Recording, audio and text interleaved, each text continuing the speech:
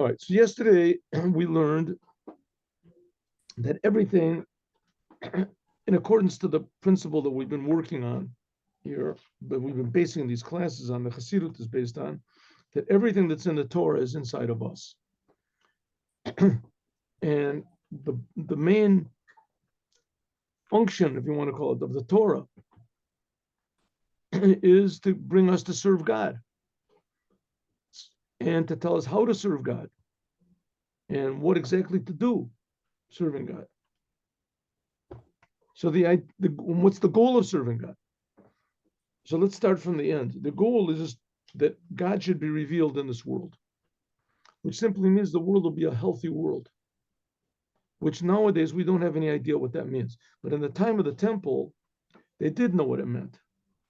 In the temple, you would go from any place in Israel, you would go to Jerusalem, you would feel more the Creator. You'd feel you're being created.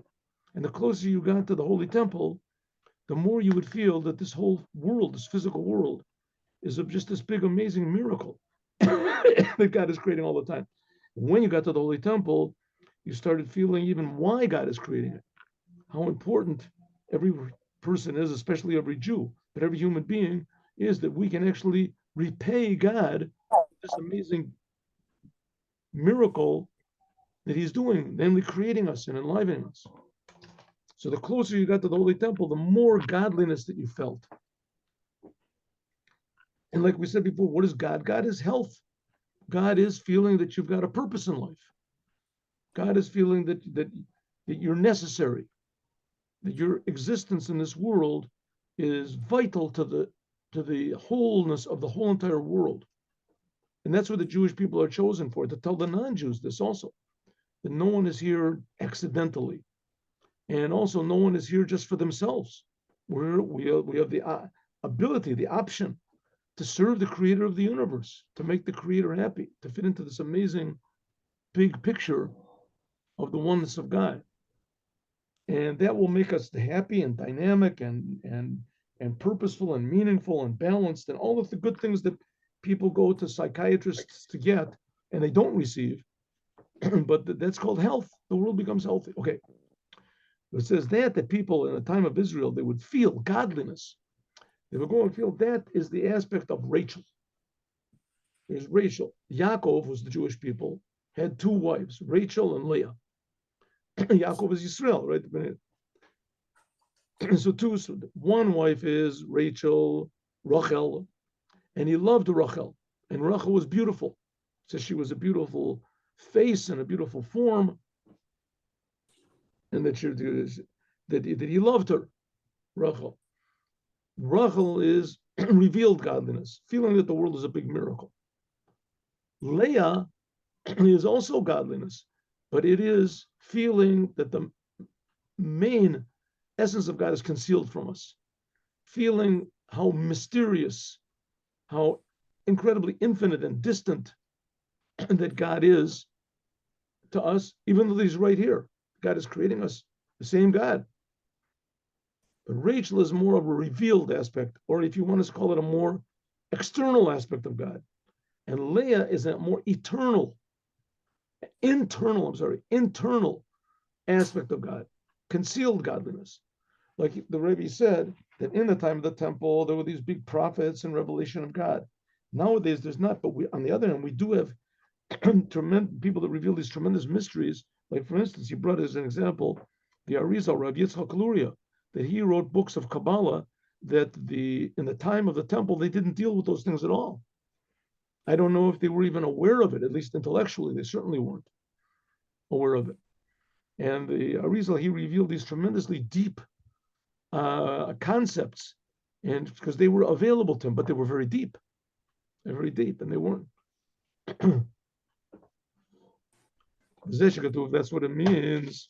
This is what we got up to last time. That's what Yaakov said.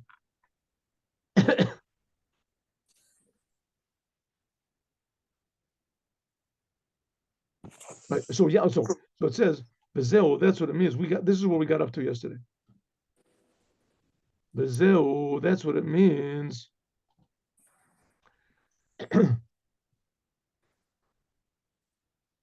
But yeah, of Yaakov loved Gamet Rochel Leah. He loved Rachel more than Leah. Why? Shekol Chukato, that all of his desire, Haya Liyot, that there should be revealed light of God below in this physical world. All these mysteries and all these amazing to reveal the secrets of the Torah.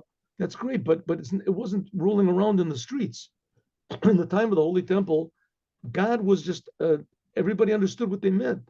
Nowadays, when you talk about God, no one has any idea what they're talking about. Right? All these religions totally twisted the idea of what God is. Right? They've removed God from the world.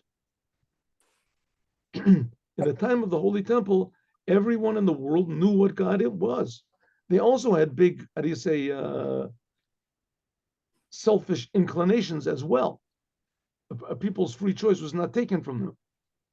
So just as God was very obvious, it was also, you got a pleasure out of defying God as well. Huh? It's like if you go into the house of the king or something like that, and you spit in the king's face, so your picture is on all the papers and you become famous, you're well known. You're not just a regular person on the street, right? You spit in the king's face. It could be that all of the professors will analyze it, and psychiatrists will try to explain it, psychologically. Why did you become a household word? You spit in the king's face. On the other hand, if you go on the street and you spit on the floor, there's nothing wrong with it, right? Nothing wrong with it, except I think in Hong Kong they give you a ticket or something like that. But except for that, there's nothing wrong with spitting on the floor. But if you spit the king, the same thing in the time of the Beis Hamikdash. So the king was revealed to go against the king, to worship idols and things like that. It was a big, how do you say, temptation in the time of the temple. Yerovam ben Nevat, said he built 2 golden calves. Everybody loved him, right? In the time of the temple. But nevertheless, that doesn't take it away. The fact of the matter is there was revealed godliness. And that's what Yaakov, namely the Jewish people, want. We want that everyone in the world, how do we say 3 times a day in our Aleinu prayers, Yakiru v'yedu kol yishvei tevel, everyone should know and should see. Okay, but now in exile, though, we do have a consolation prize, if you want to call it, and that is Chassidut. We have the teachings of the Arizal.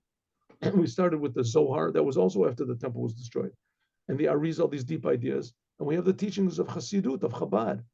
Take these deepest ideas and make them easily understandable, but they don't make it visible. Mashiach will make all these things visible. And that's what Yaakov really wants. That everybody, and what does it mean visible? That it won't be a mystery anymore. Everyone will see simply that God is creating us. It'll be, a very wonderful, exciting thing. And when a person feels that, so God is, it's not, you saw God, that's it. When you see that God is creating the world, you realize that every detail of the world has infinite depth and meaning to it. But you feel that. You feel that the world is created by God. Now you want to look into godliness. That's the aspect of Leah. That's the aspect of Leah, looking deeper into what godliness is. And that's what says that Yaakov, he loved Rachel. Why? Leah, because Gileor and so he wanted that God should be revealed in this physical world. By means of this, Yuklu Akal, everyone could receive godliness. Which means that what? That if people were looking for comfort in the world, they wouldn't go to drugs. They would have a comfort. They would know that God is creating them. They would comfort them to God. They would sing like King David, sing a song of psalms to God. And if people were sad, they would turn to the Creator. That would make them happy. Also like King David. In other words, God was there to comfort, to heal the sick. Everyone would feel that God is the solution to all problems. Of course, you have to link yourself. You have to link your personality to the Creator. But God is creating you, which is not the case. Which is not the case. The hidden world, Leah, that's not so obvious. And therefore, because if it says Vayishak Yaakov Rochel, therefore it says that Yaakov kissed Rachel. Al derech, like it says, Shenekud al Vayishakeu, like it is. We'll see later on that Yaakov meets up with Esav. And Parshas Vayishlach, he meets up with Esav, and it says that Esav kissed him. We did this yesterday. What do you mean kissed him? That some say wanted to bite him, whatever it was. In any case, that kissing is a deeper connection. Chabad, this is the inner level of the soul, is zivug neshikin bezdeku as davko rucha barucha. This is what Yaakov wanted with Rachel. He loved Rachel. His real inner desires were for Rachel, namely to reveal godliness in this physical world. That's called neshikin. That's called giving a kiss. When you speak to someone, you speak to them. You can even say nice words, right? By giving a kiss, a father kisses his children, kisses his wife, a mother kisses her children. You kiss your parents, right? You kiss your parents. A kiss is a very deep thing. You don't do it to everybody, right? Only people that are very, very dear to you. Well, Rachel was dear to Yaakov. Rachel means revealing God in this physical world. That was the dear thing to Yaakov. Who is Yaakov? Me and you, all the Jewish people. Uba'ain, uboin, is this comes from the inside. Kisses come from the inside of love. This level, Rachel drew down, namely an inner love of God. That's what this is what we got up to yesterday. This is what it says. I will serve you 7 years for your daughter Rachel. Right? He said to Lavan, work 7 years for Rachel, Bitcha Katana, your small daughter. Lavan is this level of Lovan Elyon. Okay, now we're really taking things. Okay, where's Lavan, who was an evil guy? Where is he found inside of us? So first of all, he's found inside of us, and that we want to cheat, and everybody has this desire, the ability, whatever, to cheat, to lie. But in its source, Lavan is a tremendously high thing in his source, because everything comes from God. Where does Lavan come from? A very high source. Just like Esav came from a tremendously high source. He's a brother of Jacob, right? So Lavan also comes from this level, which is called Lavan Ha'elya. Lavan means white, the upper whiteness.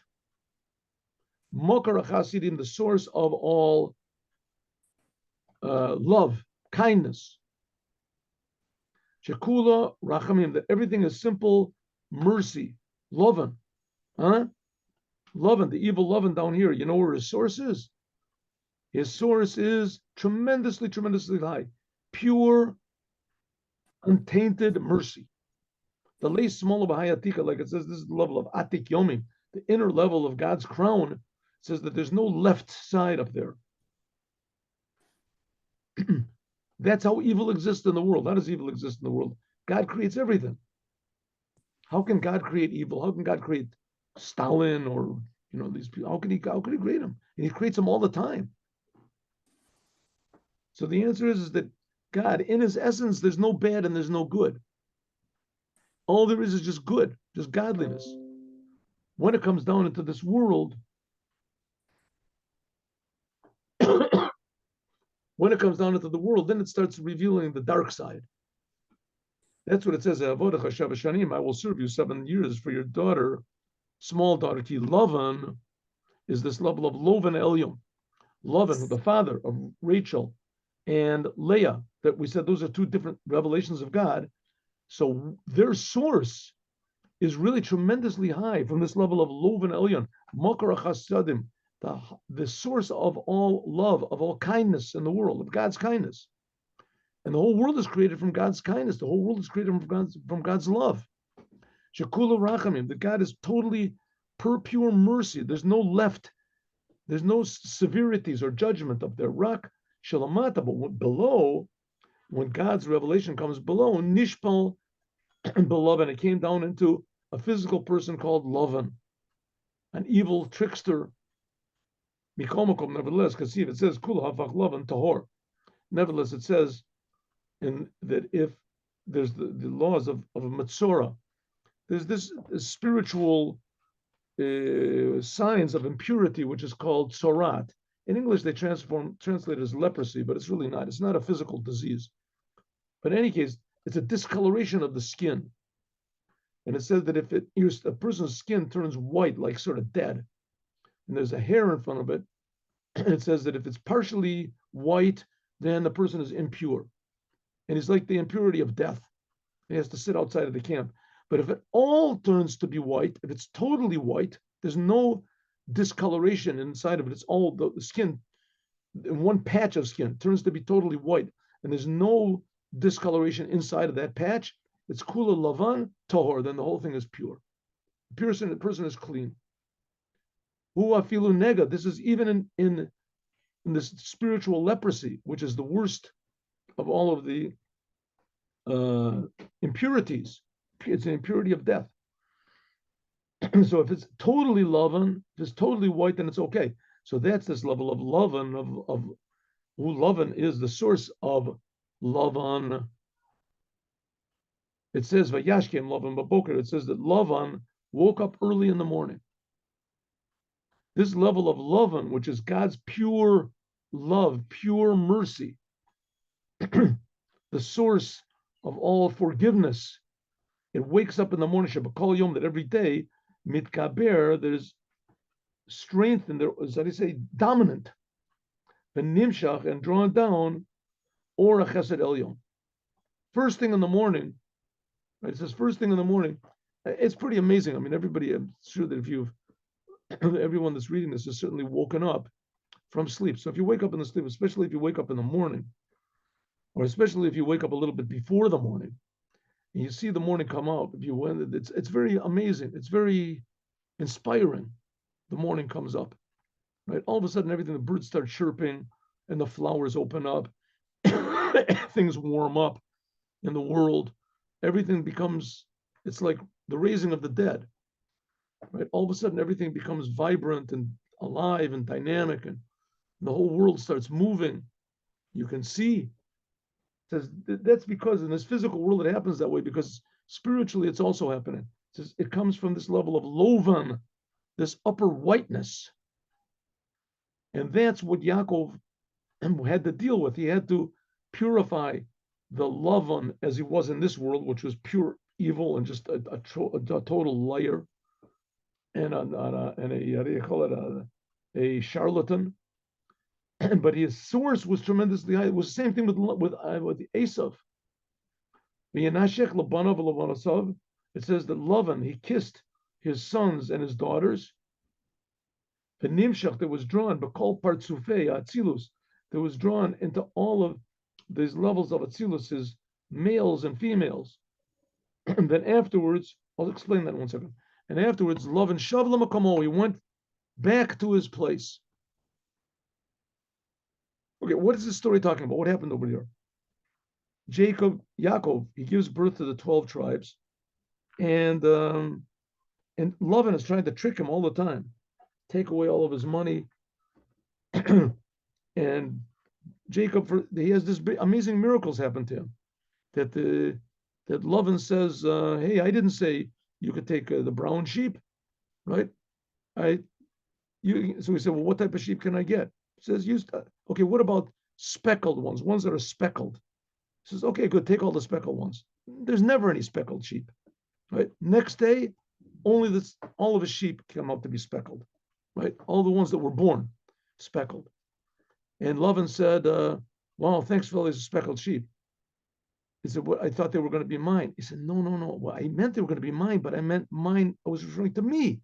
They're going to be mine, not yours. So what color? What about brown with green stripes? He says, okay, all the sheep that are brown with green stripes, they'll be mine, and me, Yaakov, right? Yeah. And sure enough, all of them were brown with green stripes. And Lavan said, no, I didn't say brown with green stripes. I said brown with green stripes. Whatever. Anyway, he tricked them. It says 100 times. He changed the conditions 100 times. And nevertheless, Yaakov became tremendously wealthy, and he had and he realized, listen, we got to get out of here. So he took all of the children and his wives, and they ran away. And Lavan caught up with him. And finally, it says God came to Lavan and said, don't hurt Yaakov. And Lavan said he woke up early in the morning, he kissed his sons, namely all of his grandsons and all of his daughters, and he went away. Okay, so we're going to learn later on that all these sons of Jacob, which that's Bnei Yisroel, that's the whole foundation of the Jewish people. those are these aspects. Each one is a different aspect of godliness. Godliness, another word for godliness, is atzilut in Kabbalah. Atzilut. It's one of the dimensions of godliness. So these are all aspects. So it says that Loven, who he's above the whole business, he's God's pure kindness that from that has created the whole world, because God creates the world from his God. So Yaakov actually refined Lavan, and he got Lavan to kiss all of his children, namely to bring this upper kindness of God down into all of the offspring of Jacob, all the Jewish people. And afterwards, Lavan went back to his place. Okay, so this is a Kabbalistic process which is going on over here, but it comes down to very practical results. The practical results are that, and now because of this whole episode, the Jewish people were added power to fix up the whole world, to make the whole world rid of depression and aggression and anger and and the what is it, the destruction and suicide and addictions, all these crazy things, to get rid of them. We have power to make everybody in the world satisfied with being able to serve the creator of the universe. Right? The people's only concern will be, instead of with themselves, they won't have any worries about themselves. People will only be concerned about, how can I make the world better? How can I make more godliness? And where did that's a major change. If the whole world is like that, that's something, I say monumental, to say the least. To change the world, there's no bigger change than that, right? Napoleon didn't, the communists never dreamed of such a, world conquest like that. That everyone in the world brings out their potential that God gave them. That's amazing. He says, well, that was given here, this story over here, when Lavan, who he represents this tremendously high level of God, he kissed all of his children, which that's empowering all the Jewish people. Well, this is the partsufim of Atzilus, which they represent these levels of Atzilus. And then afterwards, he went back to his place. And Yaakov, continued on his journey, lahamshich, to draw down this level of Lovana Elyon, to draw down this upper whiteness that we talked about, lamata, below, where? Into Rachel, bitoa katana, Rachel, his small daughter. That's dibur, speech. We said before that Leah is God's thought in the world. When thought is revealed, you don't see anything. You just sense there's something very deep going on. And of course, when you delve into it, you can find what it is. That's Leah. But Rachel is dibur. You don't have to delve into it. You can feel godliness all the time. That's what Yaakov wanted. And therefore, Rachel was barren. Therefore, Rachel did not have any children.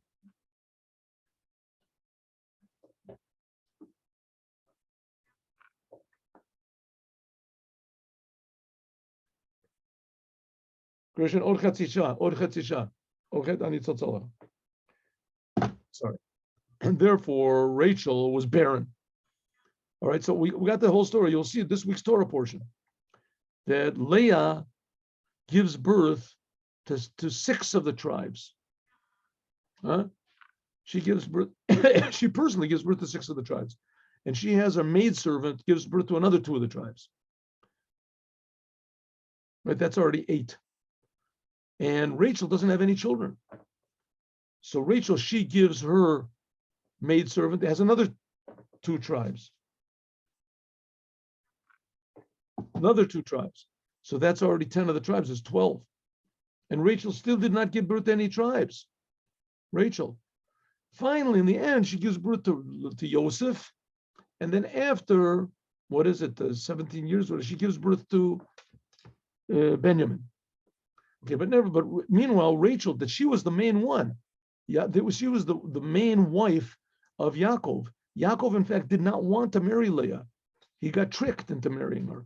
He thought that he would get married to Rachel, which Rachel, we said, represents revealing God in a user-friendly way and to everybody in the world. That's what he thought. But instead, she tricked him. They tricked him. He got married to Leah instead. Says, but therefore, Rachel, that's the main reason that Yaakov got married, or simply put, that's the main reason the Jewish people are here, to reveal God everywhere. But Rachel, she was barren. She didn't have any children. Because a holada, because to give birth from this level of dibur, of God's speech, to reveal the God's speech in the world, this is revelation in Bria Yetzir and Asiya. This is revelation of God, not in Atzilut, in God's pure godliness.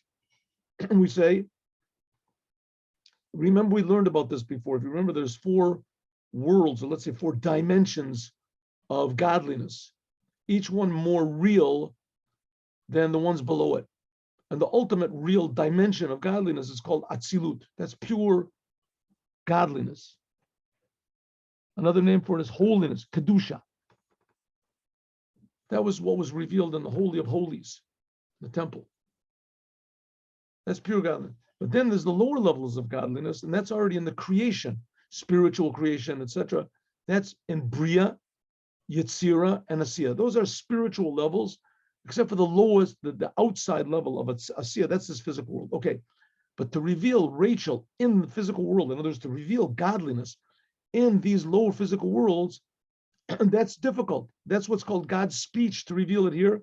It's impossible. It can't be. Why? Because the creations are separate. And it's impossible to reveal to them this upper, high, truly high level of godliness. Couldn't be. We'll skip the parentheses. Oh, but Leah, that's this aspect of God's thought. She gave birth to 6 sons. Shehem, that these are the sphirot, the aspects, the emotional aspects of godliness, how they are in Atzilut. Shesham, that there is Shoresh, Sheshvatim, that's the whole source of the tribes. Atzilut, we said. Pure godliness, that's the source of the 12 tribes. Lochim, they're called Shivtei Yudke. That's why the tribes are called Shivtei, the tribes of Shivtei Yah. Shivtei Yah. It's written on the breastplate, it says, of the Kohen Gadol. Shivtei Yah. The tribes of Yudke. Yudke, that represents the upper 2 aspects of God as they are, let's say for us, as in Atzilut. Yudke, that's the first 2 letters of God's name. So the source of the tribes then also comes from this aspect of Atzilut, the emotions of Atzilut. Okay, so just so we don't get too spaced out over here, what we're talking about. The Jewish people are God's people. Jewish people are God. Because God is so misunderstood, and he's also misunderstood by the Jewish people, and justly so, because we don't feel God. So therefore, it's a little bit difficult to sort of connect to this idea that the Jewish people are God's people. What does that mean? What does God mean? So that's really what Chassidut comes to try to teach us. The most obvious, if you want to call it, aspect of God. But nevertheless, we see that that's also totally not obvious, is that God creates us. God is creating us all the time. To feel this, that God is creating us, that's the idea, that's the feeling of, that's the job of the Jews. That everyone should feel that we're being created by God. And even more, that we're being created by God for a purpose. All right, we've been through this hundreds of times, but nevertheless, that's the job of the Jews. That feeling of God, another name for God is Atzilut, the world of Atzilut. That's revealed godliness.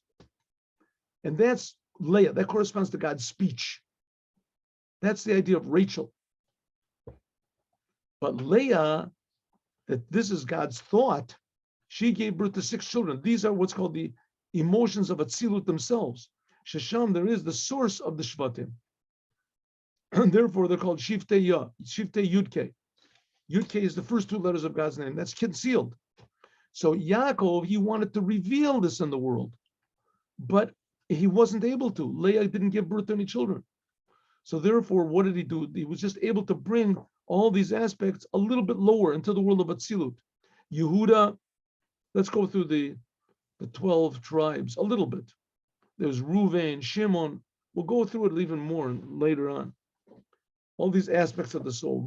Yehuda, this is Apam Odeh. This is what aspect of the soul and what aspect of godliness is Yehuda. This is Bittul, surrender. Hodaya. That's, by the way, where the word Yehudi comes from. Yehudi. Bittul. Vahoda'ah, this is surrender and also giving thanks.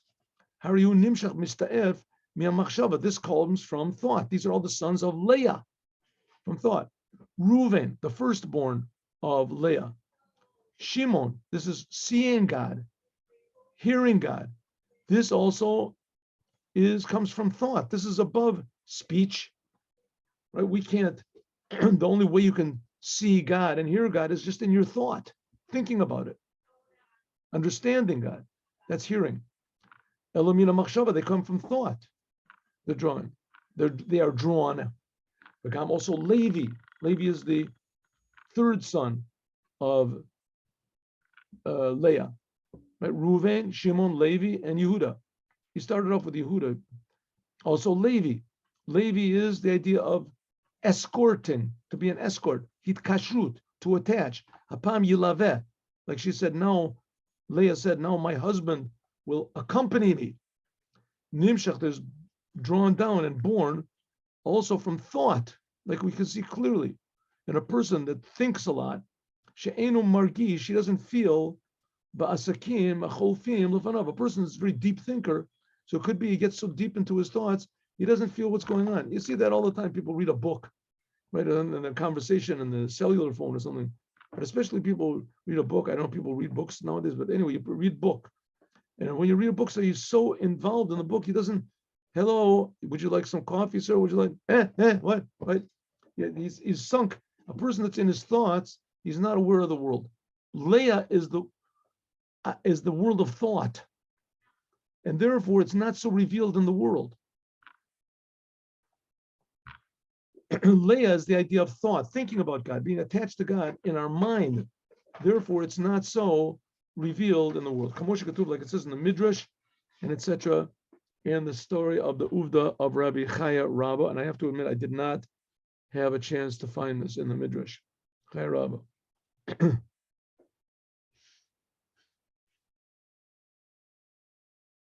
Okay. Anyway, that he was so deeply thinking, he didn't. And therefore, they're from Levi. Levi is the idea of being so deeply attached to God. Levi means to accompany, to be attached to God, that he wasn't aware of the world. Therefore, it came from Levi, came Moses, Moshe. Moses was from the tribe of Levi, right? That it was hard for him to speak. He couldn't get it out into the world. I knew because he was so attached to and bittul, and he was so surrendered to God. Nachnuma loya yochel lios mashpia. He was not able to give over to the people. Moses was so attached. Only when God told him to say something, he would say it over. But the actual speak and not. That's why Moshe said, "I don't want to go into Paro to talk to him because I'll make a bad impression." He couldn't speak. Moses, when did he get healed? At Mount Sinai. This is level of God's speech.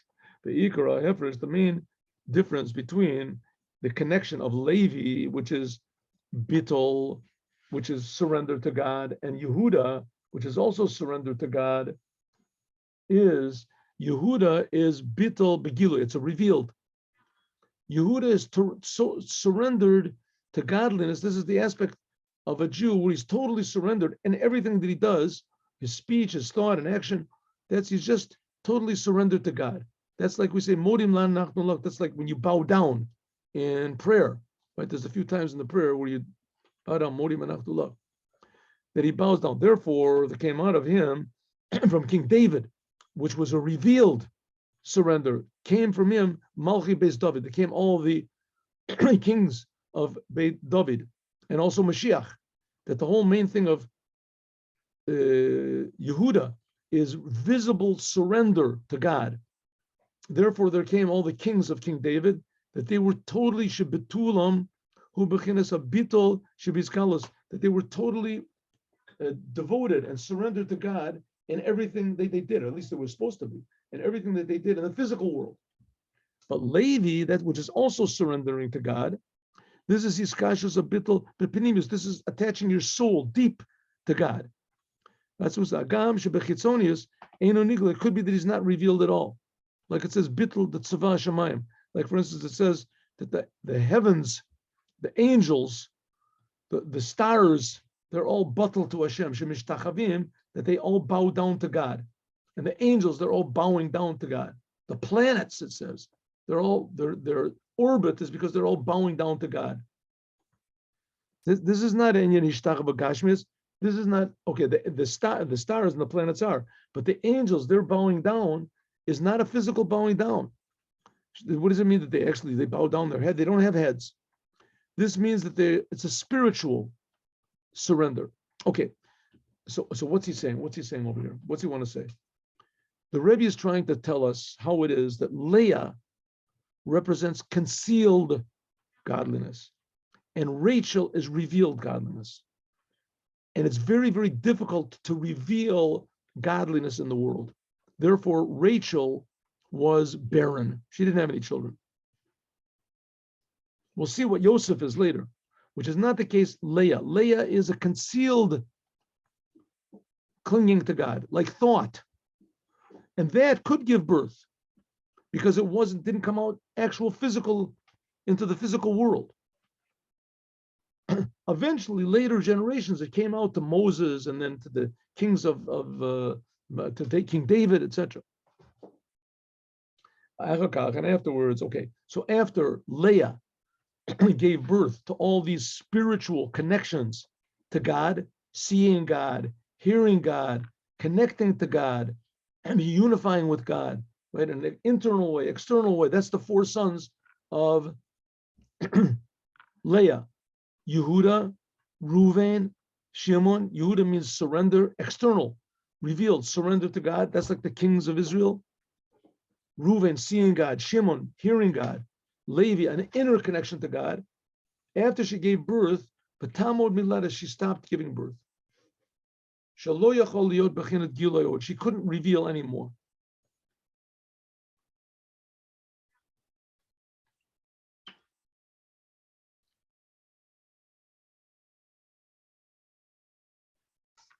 One second. Where's the end of the parentheses over here? One second, excuse me. I think this is where it goes. According to this, Yuvan, we can understand even more why Yaakov loved Rachel more. Shebach in his deeper, with that represents the aspect of the speech of God, revealing God, action of God.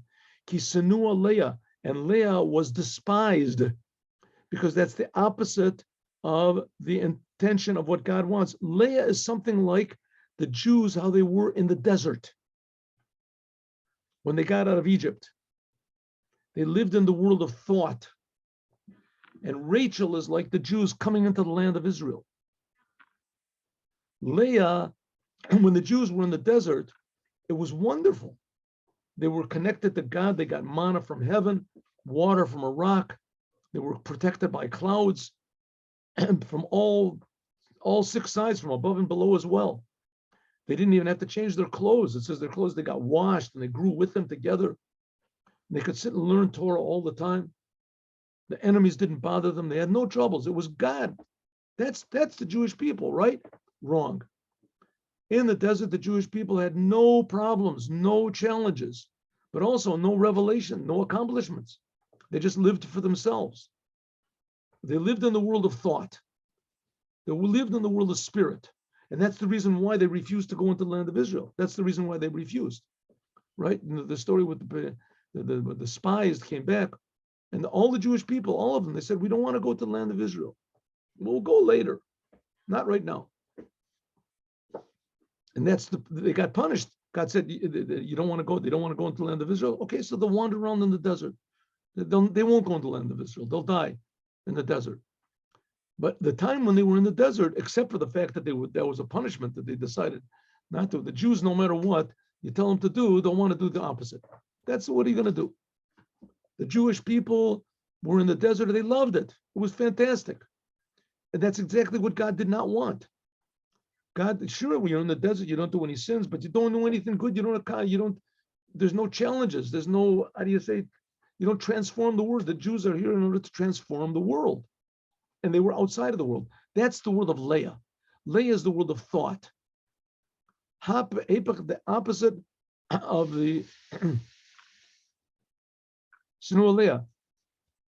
That's like the generation of the desert. But sort of beer, we have to understand what it says. The Leah, Apam Yalavei, she. Why is it after she gave birth to the fourth son, Levi? She said, "Now my husband will accompany me." What do you mean? She said, "Now I have four sons with Levi. Now my husband will want me." She thought that maybe she would discourage Yaakov from wanting a revelation in the world. That we're going to discuss, God willing, tomorrow. And we'll also begin a new mimer. Here's the end. Okay.